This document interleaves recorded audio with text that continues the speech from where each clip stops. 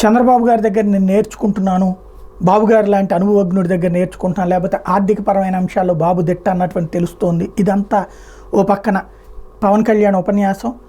ఆయన వెళ్ళిపోయాడు, ఇదిగో 100 కోట్ల రూపాయలు ఇచ్చెళ్ళాడు, ఏమీ లేనటువంటి పరిస్థితి సృష్టించాడు.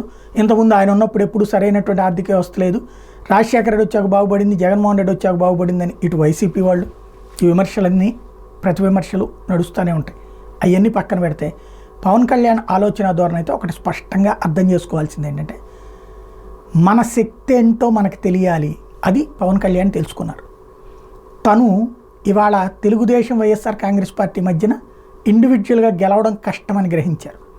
అదే సందర్భంలో తనని నమ్ముకున్నటువంటి వాళ్ళకి రాజ్యాధికారం అలవాటు చేయడం ముఖ్యమని గ్రహించారు. వాళ్ళకి రాజ్యాధికారపు అనుభవాన్ని అలవాటు చేయడం బెటర్ అని గ్రహించారు. అదే సందర్భంలో ఒక స్పేస్ క్రియేట్ కావాలి అంటే ఆ స్పేస్ తెలుగుదేశం కాదు, వైఎస్ఆర్ కాంగ్రెస్ పార్టీ అని డిసైడ్ అయ్యారు. 10 సంవత్సరాలు కనుక తెలుగుదేశం పార్టీ జనసేన కలిసి ఉండిపోతే వైఎస్ఆర్ కాంగ్రెస్ పార్టీ ఇప్పుడు అధికారంలో దిగినట్టే, రేపు అధికారంలో కూడా రాదు.